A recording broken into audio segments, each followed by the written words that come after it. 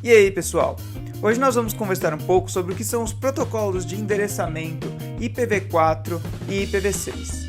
Vamos então começar pelas perguntas mais básicas que todo mundo deve estar se fazendo, que são o que é um endereço IP e por que é tão importante a gente falar de endereçamento na internet.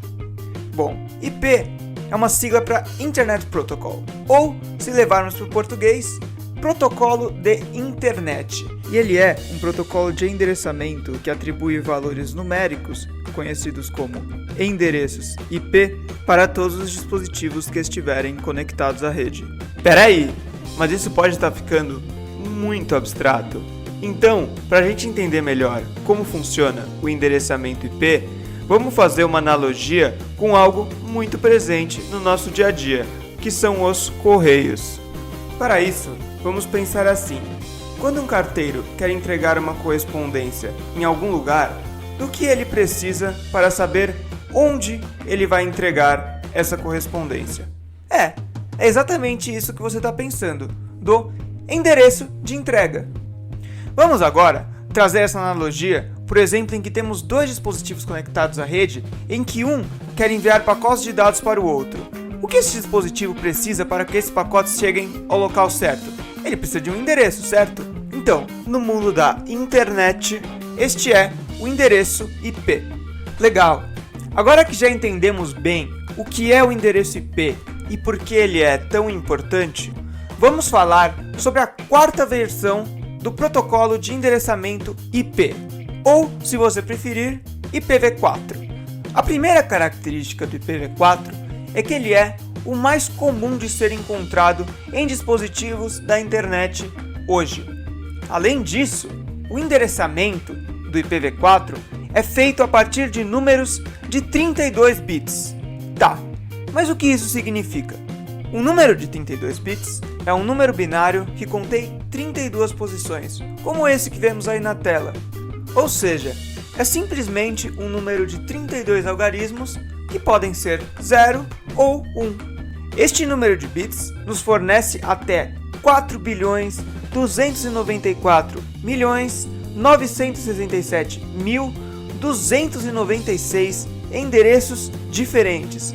E agora você deve estar pensando que esse numerão de endereços é mais do que suficiente para termos endereços IPv4 para todos os dispositivos para sempre, não é mesmo? A verdade é que esse pensamento está errado. Quando pensamos na quantidade de dispositivos se conectando à rede no mundo inteiro, não é nem difícil ver que este número não é grande coisa. Inclusive, desde a década de 80, já tinham percebido que a quantidade de endereços IPv4 seria insuficiente para suportar o crescimento muito grande e rápido da internet. E estas previsões estavam longe de estarem erradas. Hoje, a situação é que vivemos numa escassez completa de endereços IPv4. Mas e aí? Será que existe alguma solução para evitar este apocalipse digital? Calma, tem solução sim. E nesse vídeo, nós vamos falar sobre duas, sendo que uma delas apenas contorna o problema do esgotamento dos endereços IPv4 e a outra resolve para valer. A solução que contorna o problema, que é provisória, é muito conhecida e é chamada Network Address Translation, ou melhor, NAT. O NAT funciona da seguinte maneira: no lugar da gente dar um endereço IPv4 para cada dispositivo conectado à rede, a gente dá um endereço IP só para o roteador. E aí, todos os dispositivos que estiverem conectados à rede por esse roteador ganham um endereço IP privado. Então, na prática, a rede inteira vai estar usando só um endereço IPv4.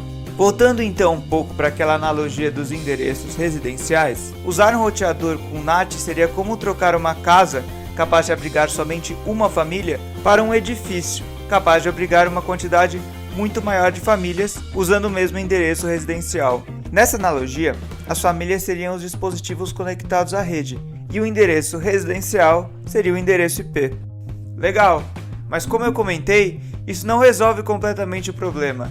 Afinal, a escassez de endereços IPv4 permanece, e é aí que surge a nossa solução definitiva, que é a sexta versão do protocolo IP, ou IPv6. No IPv6, usamos 128 bits de endereçamento, no lugar dos 32 que usávamos no IPv4.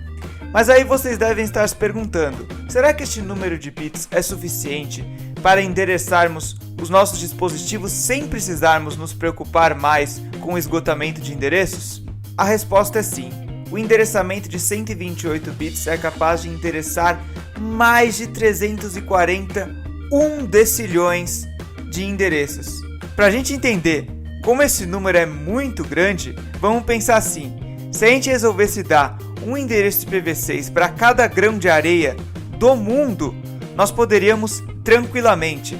Na verdade, isso seria somente uma parcela muito pequena do número total de endereços de IPv6. Agora, vamos falar um pouco sobre algumas das diferenças entre os protocolos de endereçamento IPv4 e IPv6. A primeira delas está no ano de criação. Como já comentamos, o endereçamento IPv4 é mais antigo quando comparado ao IPv6. No caso, o IPv4 é de 1981 e o IPv6 de 1998. A próxima diferença já foi muito comentada nesse vídeo e está na quantidade de bits usados para endereçamento. No caso do IPv4, 32 bits e no IPv6, 128 bits. Como já comentamos também, o IPv4 nos fornece aproximadamente 4,29 bilhões de endereços diferentes, enquanto o IPv6, 341 decilhões aproximadamente. Mas além disso, há outras diferenças marcantes entre os protocolos de endereçamento IPv4 e IPv6. Uma delas está na segurança. No IPv6, o uso de um protocolo de criptografia denominado IPsec é obrigatório, enquanto no IPv4 o uso deste protocolo é opcional. A próxima diferença está na mobilidade de nós finais em uma rede, que é maior no IPv6 quando comparado ao IPv4. Além disso, o tamanho máximo dos pacotes de dados que podem ser enviados sem que haja fragmentação é maior no IPv6 quando comparado ao IPv4. No caso, o IPv6 suporta pacotes de até 1280 bytes, enquanto o IPv4 apenas de 576 bytes. Enfim, há várias outras diferenças que poderiam ser citadas, mas essa explicação fica para uma outra hora. E para fechar, vamos falar um pouco sobre o panorama atual da migração do protocolo IPv4 para o IPv6. A verdade é que esse processo é gradual. Se a gente pegar, por exemplo, no Brasil, temos só 38,4% do total de endereços como sendo IPv6. Mas por mais que esse processo seja lento, é muito importante que ele aconteça. Afinal, são muitas as vantagens do IPv6 em relação ao IPv4. Isso é verdade, pois o protocolo de endereçamento IPv6, além de fornecer muito mais endereços que o IPv4, aprimorou outras funcionalidades, como a segurança, a performance, a mobilidade e muitas outras. Por hoje nós ficamos por aqui. Muito obrigado e até a próxima!